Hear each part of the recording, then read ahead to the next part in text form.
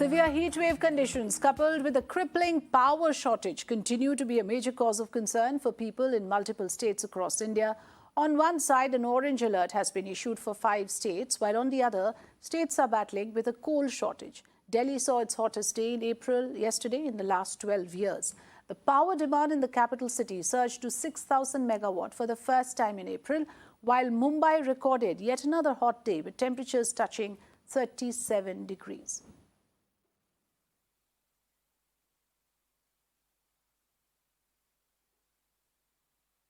Well, Delhi government, meanwhile, wrote an SOS to the centre, flagging that less than a day's coal supply is left with Delhi. It also mentioned that frequent power disruptions might hit essential services like metro and the hospitals.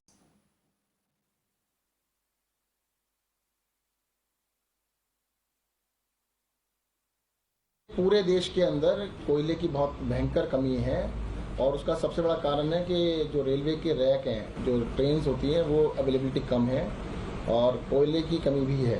तो उसकी वजह से पूरे देश के अंदर जितने भी पावर प्लांट्स हैं उनके पास कोयले की बहुत गंभीर समस्या है। कोई बैकअप नहीं है, बिजली को स्टोर करके नहीं रखा जाता, बिजली डेली बनती है और बिजली के लिए जैसे कोयले से अगर बिजली बनती है तो कोयले का बैकअप होना चाहिए, जो कि नॉर्मल सर्कमस्टेंसेस में 21 दिन से ज़्यादा होना चाहिए। आज काफ़ी सारे प्लांट्स के ऊपर 1 दिन से भी कम का कोयला बचा है।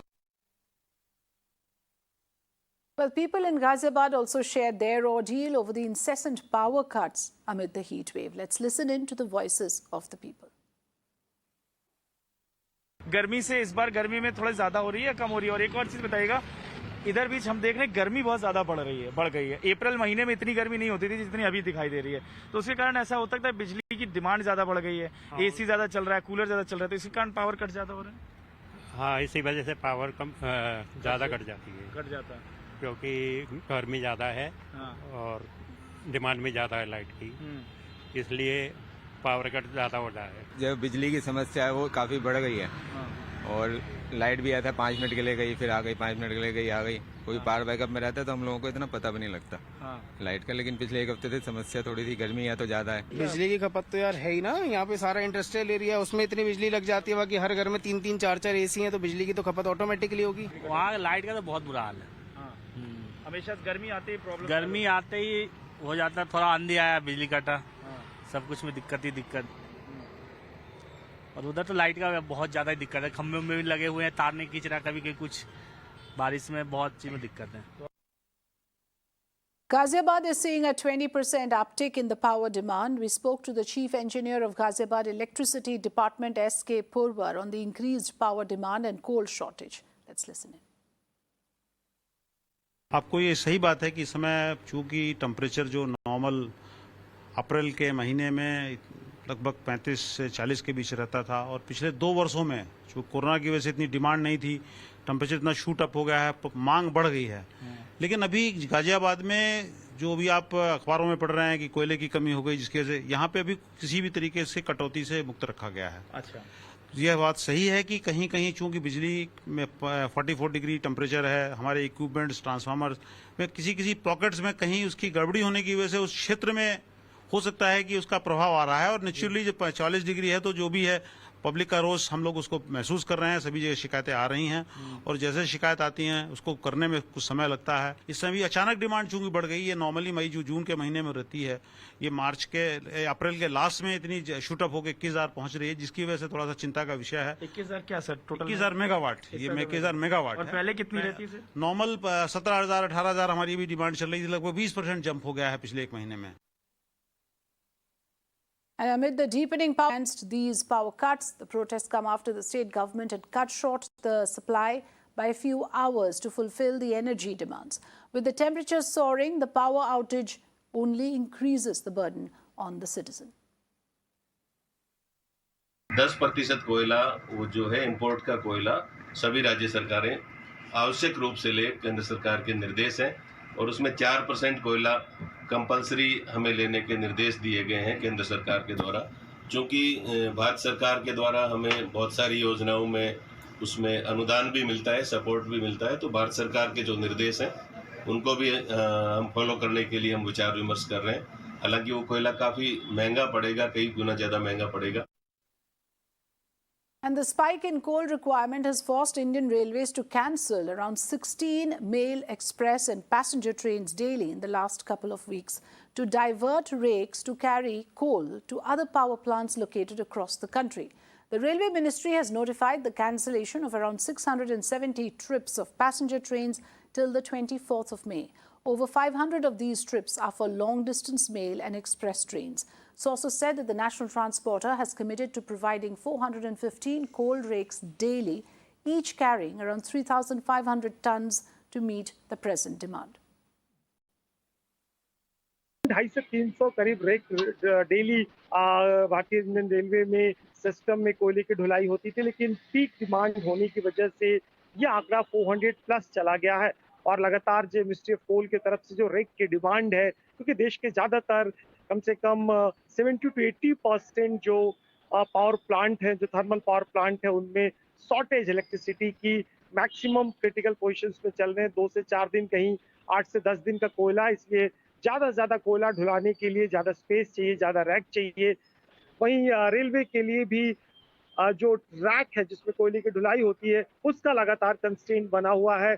बीते हफ्ते ministry of power, coal and railway के बीच में मीटिंग हुई थी, इसमें कोयले की तरफ से, मिनिस्ट्री ऑफ कोल की तरफ से कम 455 रैक मांग की गई थी अभी भी, लेकिन मैक्सिमम रेलवे की जो यूटिलाइजेशन है वो 411 रैक के करीब में है और 50 के रैक का भी कमी है।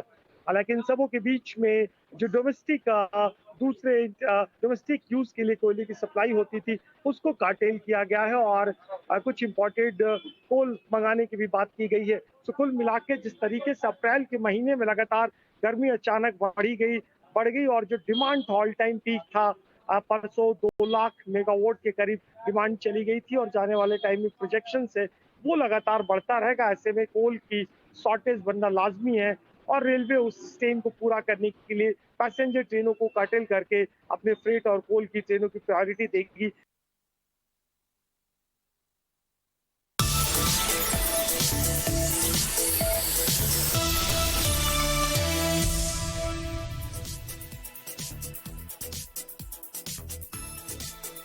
News that we are breaking to you. NCPCR chief writes to all states and union territories in connection with recent deaths of school children.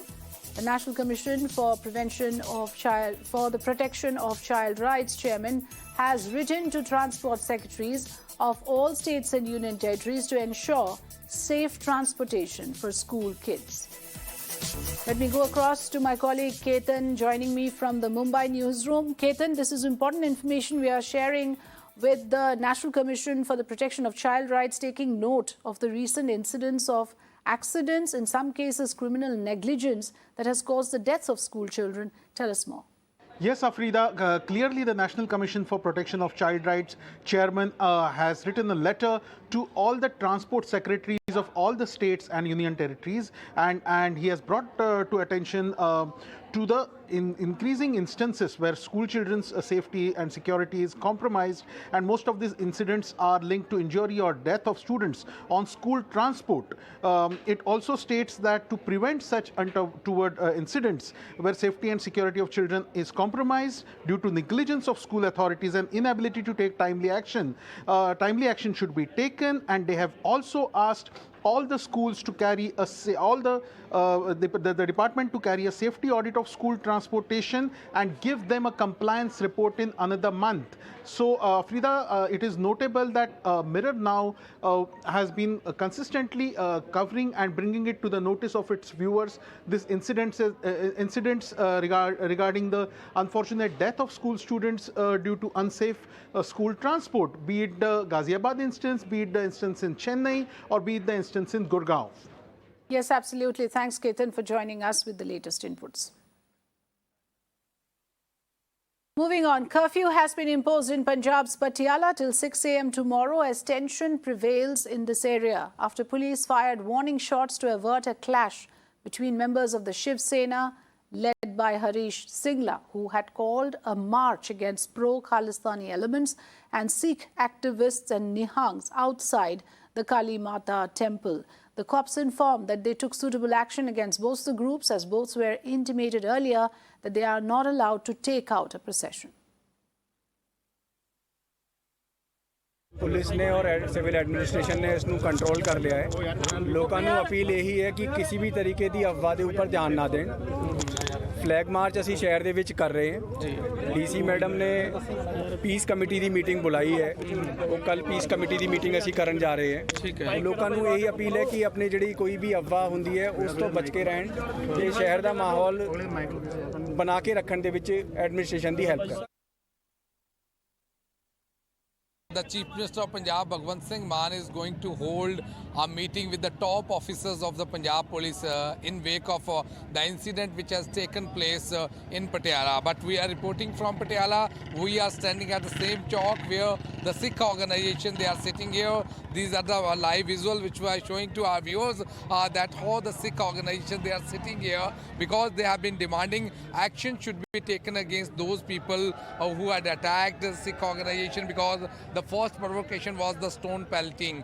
And now what we have learned from the SSP Patiala, he has just confirmed that one of the person who got bullet injury, he is under the treatment. At the same time, the huge force have been deployed here. So I'll request my VJ to show some of the visual that how the security personnel, they are sitting here because they are taking the stock of the situation. They are worried at the way this incident had taken place in the morning, that should not be repeated once again. At the same time, the Sikh organization, they say that it was the provocation from the Shiv Sainik workers, and what we have learned that one of the worker who was proactive in Shiv Sena, he has also been expelled by the organization. The police had already said that they had already confirmed that they are going to register an FIR because the statement of the injured person is being taken by the police. So once the FIR is going to be registered, after that we will see what the Sikh organization are going to make an announcement. Political leaders have called for peace and order in Patiala. Chief Minister Bhagwant Mann has condemned the incident and assured that the officials are monitoring the situation on ground. Former Chief Minister Amrinder Singh expressed concern and appealed to people not to get provoked. On the other hand, Punjab Congress has demanded for the formation of peace committees to maintain order in the state. Punjab पहले भी बड़े काले दौर चो गुजरे है। पंजाब ने पहले बड़ा संताप हंडाया है। पंजाब ने बहुत सारा नुकसान पहले ही अपने पिंडे दे सहा है। साडी सारिਆਂ ਦੀ ਜ਼ਿੰਮੇਵਾਰੀ ਬਣਦੀ ਹੈ ਕਿ ਪੰਜਾਬ ਦੁਬਾਰਾ ਹਾਲਾਤ ਨਾ ਵਿਗੜਨ। ਆਪਸੀ ਭਾਈਚਾਰਕ ਸਾਂਝ ਇਹ ਬਰਕਰਾਰ ਰਵੇ ਤੇ ਮੁੱਖ ਮੰਤਰੀ ਜੀ ਨੂੰ ਅਪੀਲ ਕਰਾਂਗਾ ਕਿ ਫੌਰੀ ਤੌਰ ਤੇ ਪਟਿਆਲਾ ਦੇ ਅੰਦਰ ਜਾਓ, ਉੱਥੇ ਪੀਸ ਕਮੇਟੀਆਂ ਬਣਾਓ, ਸਿਆਸੀ ਪਾਰਟੀਆਂ ਦੇ ਨਾਲ ਬੈਠ ਕੇ ਗੱਲ ਕਰੋ, ਧਾਰਮਿਕ ਜਥੇਬੰਦੀਆਂ ਨਾਲ ਗੱਲ ਕਰੋ। These political forces that are in an attempt to derail the progressive government of Mr. Bhagwant Mann are unleashing these violent incidents. I want to make them, I want to make this known to them that they will not be spared, and each of them who is behind this unfortunate will be brought to book, will be brought to justice, and will be put behind bars. The Karnataka government seems to be dragging its feet in the fight against corruption. The post of Lokayukta, that is an independent body probing corruption in the state, has not seen an appointment in the last 3 months. Moreover, the Bommai government has also ordered several senior police officers to withdraw from the Lokayukta. This even as the contractor corruption case had rocked Karnataka a few weeks ago. Half a dozen cabinet positions vacant.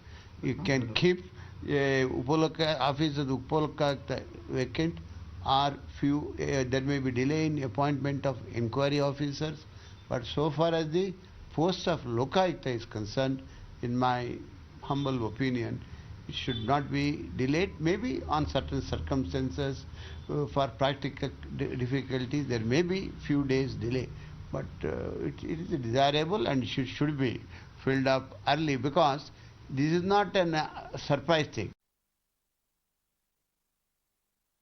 From last 3 months, there is no Lokayukta chief. How can the Lokayukta work? There are also rumors a lot of officers, police officers have been withdrawn from the Lokayukta. This government says about honesty. How can they give a honest when a lot of corruption is going around? 40% commission have been charged for in the ministry, and there is an allegation that ministers are taking 40% commission also. So in this case, how can this government work? I'm asking through you to the Chief Minister, that why you are not appointing Lokayukta Chief?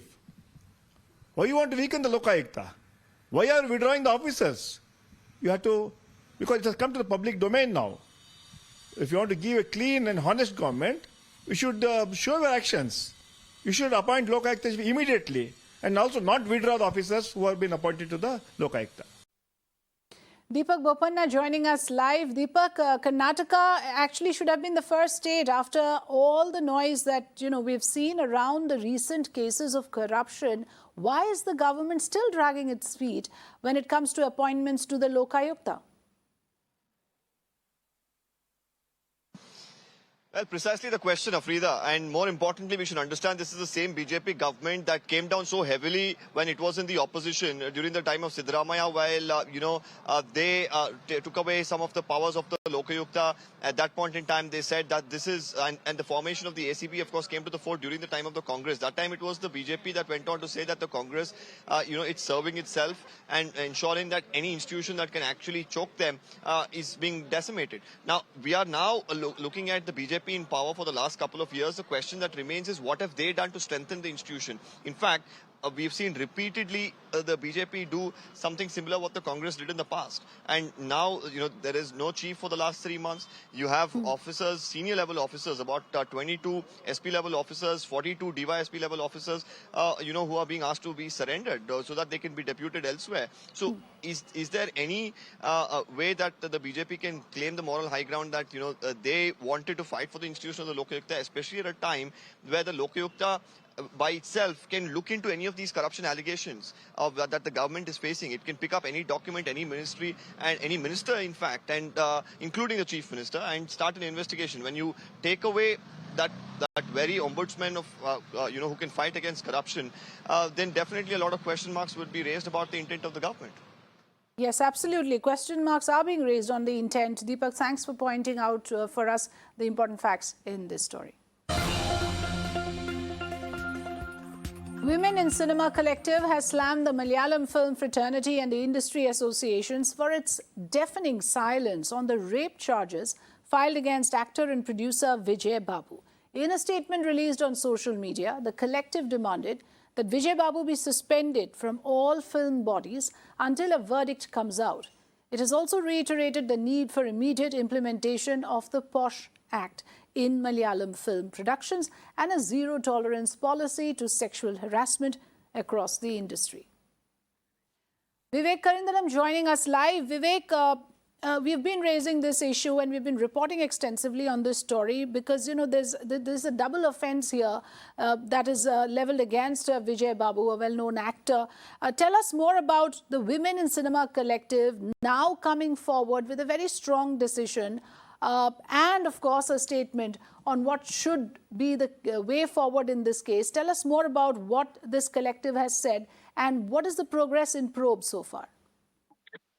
Yes, as far as the collective's recent statement today has concerned, they have made very, very strong, exception and also strong statements, in what they've said. They said that the Malayalam film fraternity, especially the superstars of Malayalam cinema, has been silent on this issue right from the beginning. Not even a single actor or actress has actually slammed, this producer come actor Vijay Babu in such a serious offense which he has created. Remember, the actress who has filed this complaint has made very, very serious charge against Vijay Babu.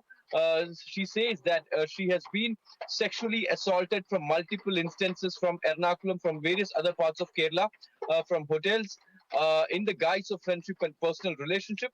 And on the 26th morning, that actor Vijay Babu had come in a Facebook Live and even revealed her identity.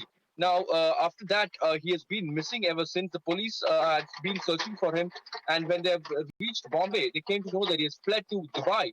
And today, he has approached the Kerala High Court seeking anticipatory bail plea in this particular case. Remember, the Women's Collective has said that the POSH Act should be implemented in the Malayalam cinema and especially in the film productions. Yes. Remember the actor Dileep case in 2017, where the actress, the South Indian actress, was sexually assaulted in a moving car. After that incident, there has been demands from various quarters, various activists has been demanding that stringent actions, should be there against such kind of perpetrators. And now that the even the Kerala High Court has, come in and intervened in this matter, saying that there should be a law. A committee in each cinema, in each production house to monitor these kind of activities, these kind Yes. of, assault cases and mental harassment.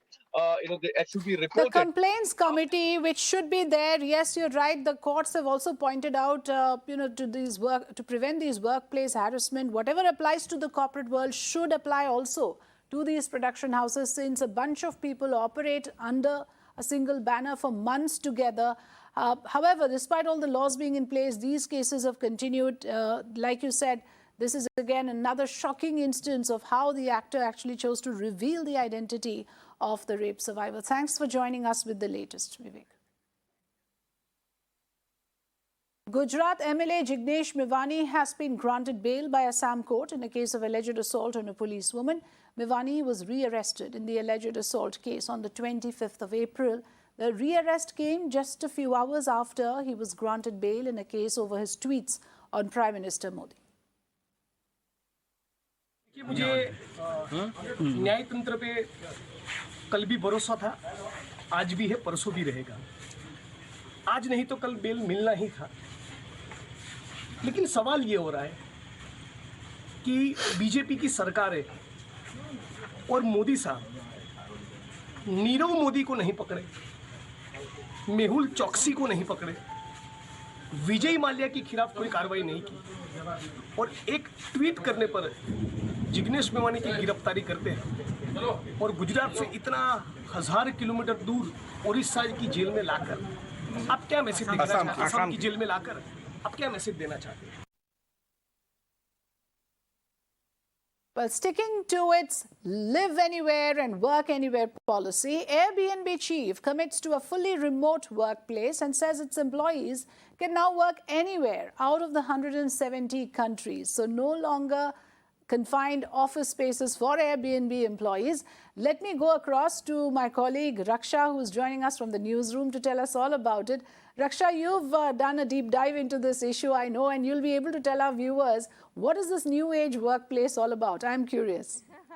Yes, Afrida, so were we in the morning when we saw this series of tweets from the Airbnb founder and CEO Brian, who says that you can live anywhere, you can work anywhere, which basically I think the seed of this thought came from the fact that the past 2 years, as Brian has himself, sort of accepted that the past 2 years he saw an insane productivity across his organization, and he also saw great profits, which probably were because a lot of people were ending up taking Airbnb apartments and working from home remotely. A lot of people, a lot of reports are actually saying that this could be a PR stint also for him to sort of set the model for other new age companies to also allow a little bit more of flexibility in terms of whether people should work from home or whether people should work from office. But we did that, you know, Raksha, for the entire period of the pandemic. So many of us, we set up cameras at home and we did that. But then, of course, there are many of us who believe that there's some amount of fun in having, this workplace as well to come to, isn't it? What do you think, Raksha? What's your take on this? Exactly, Afrida, you're very correct. Everybody misses these water cooler conversations, which of course cannot happen on Zoom calls or on phone calls, especially when during the pandemic you're busy also taking care of your house and, other family members who are depending on you or otherwise. But something very interesting Brian said, Afrida, was also that a lot of things, and I quote him here, he said that, of course, a limiting talent pool is a disadvantage, which makes a lot of sense, right? Because we have a lot of people, for example, we are based out of Bombay and Delhi. So there are some tier 2, tier 3 cities people who probably find it difficult to sort of live in a tier 1 city and afford that kind of rent. So we end up missing out on those hirings. So I think you will also agree that this can be, limiting talent pool can be an obstacle. And of course, having digital nomads as what a lot of youngsters are now called, who want to try this opportunity, Well, you know? Yes, but opinion is divided. There are many who like it to have, to work anywhere, live anywhere, be location agnostic. But then some of us also like coming to a workplace. We leave it at that. Thanks, Raksha, for joining us. Thank you, Afrida. Well, that's it for now on The Big Focus. Do stay with us. The urban debate coming up next.